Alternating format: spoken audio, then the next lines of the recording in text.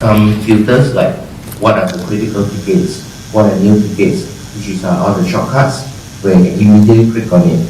And then all these filters are actually backgrounds where you're able to remove it by just clicking on the X. For example, right now I want to look at only all open ticket for incident. I just remove the critical and that's it. And these filters can also be saved as a preset. So next time when you come back here, you'll be able to look at the same console and the interface again. Just, is this better? This is too sensitive.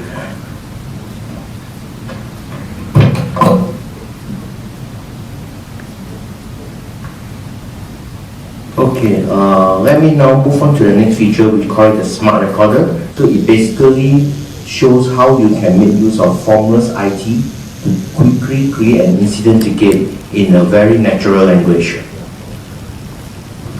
So first of all, for example, the use case is that a user called in, his name is Joe, he has problem with his email.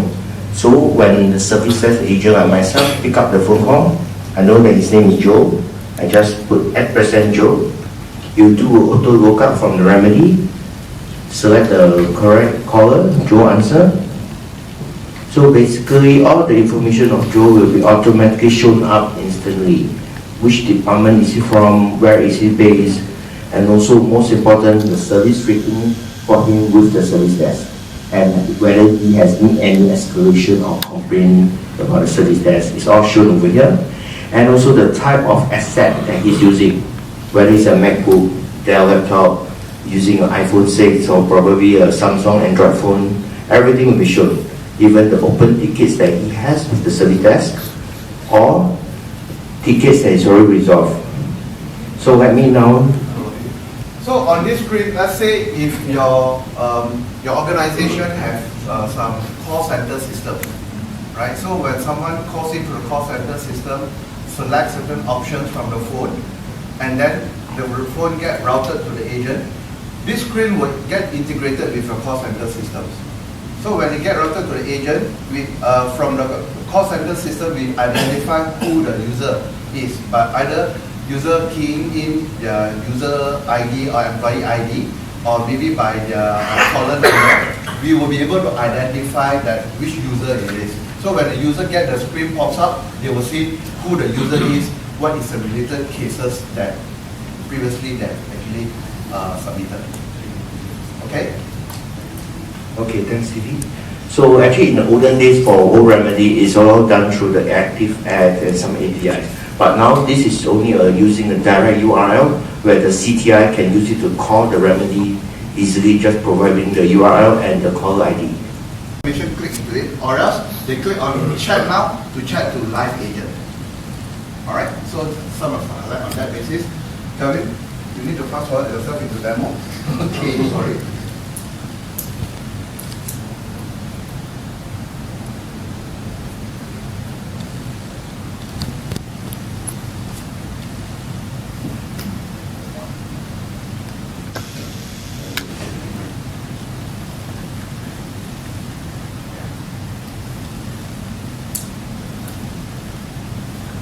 So this is the demo environment of the self-service portal that TT has earlier talked about. So starting from the top, you can see the banner. This is something that's pretty common. So I've actually got some banner from the MII website to put it here. These are some of the awards or announcement, or probably there's a new product release you want to announce to your end users. You can do it from here. So you look at it, if it is your enterprise, if you got any announcement or your organization have any new acquisitions or any new news that you want to show set up to the agent, you can just publish up here, right? Yep. Immediately you can see it. As you can see, all this also supports many non-IT services like HR, finance, facilities, and also of course the software and hardware that are available for the end users. And let me now open one of the samples, for example, Microsoft Visual. I want to request for Microsoft Visual to be installed on my laptop. This catalog offering will provide me the pricing and also the details and also the ratings that what people have said about this product. And once everything is good, we can move on to do a request now or add to cart. Add to cart is something basically like the shopping cart capability, like what you see on the Amazon, eBay. It's exactly the same. So let me now add to cart. And from the shopping cart, you'll be able to see what are the things that you have requested and the quantity. So once everything is settled, you can just proceed to check out the cart and begin the requisition. So once the requisition is done, behind the scene, you have the workflow to do the fulfillments. Share services so that corporate, upstream, downstream, and other business entity can use the same financial system. What's the financial system do? It's a bunch of requests to update master data record, update inventory, update payment, and so on. So what we have done is turn that. The problem with this is there's no measurement of SLA. We don't know how long the user actually submitted the e-form because they're using Lotus Note to pass the information. They don't even have approval. Like, the approval is very paper-driven. You just know who needs to go and approve. Usually it's very complex. Usually 4 or 5 layers of approval. And they use low bandwidth in the remote location. Just a very cumbersome system. So it's very hard to actually measure and very hard to make end user satisfaction. So the new system basically is called the Shared Finance Services, FSS. So FSS started with a service catalog that basically allowed different organizations to subscribe to that catalog. Upstream, downstream, they may not see the same items in the catalog, but it's a single common catalog.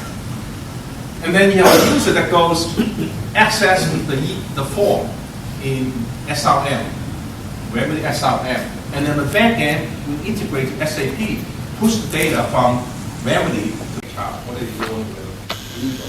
You might find out that they actually have a lot of discussion internally on the business side that are thinking of doing shared services.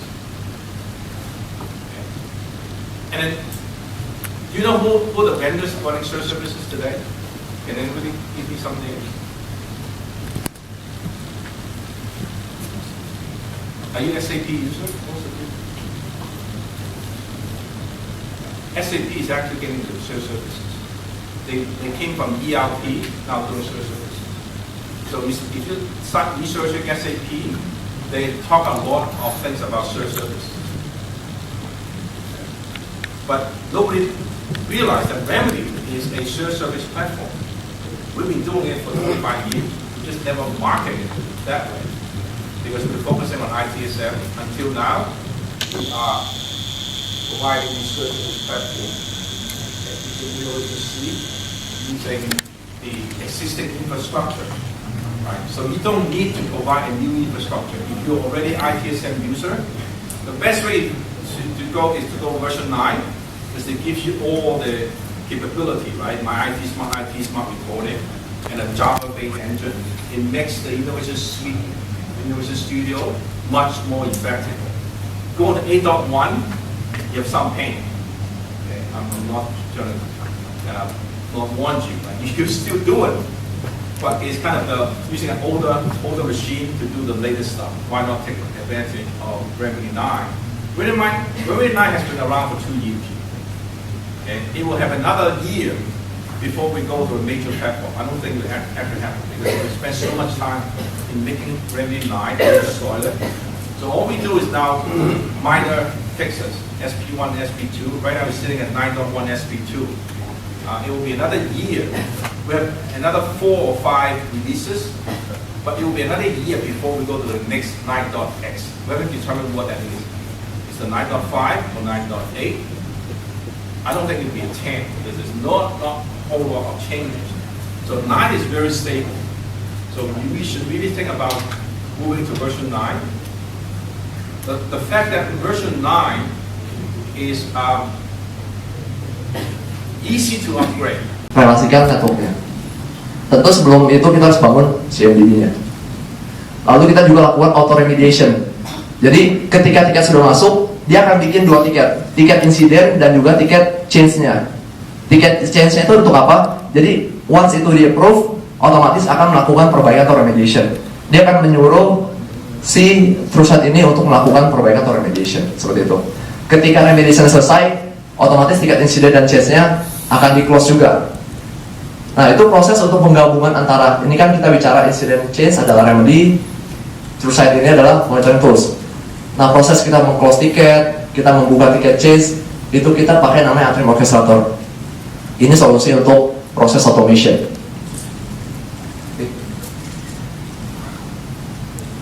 Jadi otomatis adalah kita mengurangi mean time to repair-nya, dan juga proses remediation-nya pun kita ada authorize. Jadi memang di authorize ke orang yang akan meng-approve di proses change management. Lalu meningkatkan efisiensi dari L2 dan L3, bisa mengerjakan pekerjaan lain. Oke, selanjutnya share service. Ini masih sangat hangat, jadi kita mulai evolve dari IT, kita move on nih, kita mulai bergerak ke di luar non-IT. Karena kan tentu IT akan bisa lebih dilihat, apalagi manfaatnya bisa dipakai oleh finance, oleh divisi yang lain. Nah, ini kita mulai dari financial service. Oke, tentunya adalah centralized request management. Kalau kita punya portal itu berbeda-beda, kita punya portal untuk SA, kita punya portal untuk divisi yang lain, itu tentu akan sangat menambah biaya karena kita harus pelatihan lagi. Sedangkan ini idenya adalah untuk membuat satu centralized, jadi portal itu satu, semua user masuknya ke sana. Lalu tentunya kualitasnya yang dibutuhkan adalah ketika ada beberapa komponen request yang ingin kita otomatisasikan. Contohnya misalnya ketika saya butuh aplikasi Office, saya request, otomatis Office itu akan terdeploy. Nah, itu kita punya banyak konektor untuk diintegrasikan. Jadi nanti kita bisa, kalau misalnya ada kebutuhan untuk bikin share service lalu ada integrasi dengan third party, itu kita bisa melakukan assessment.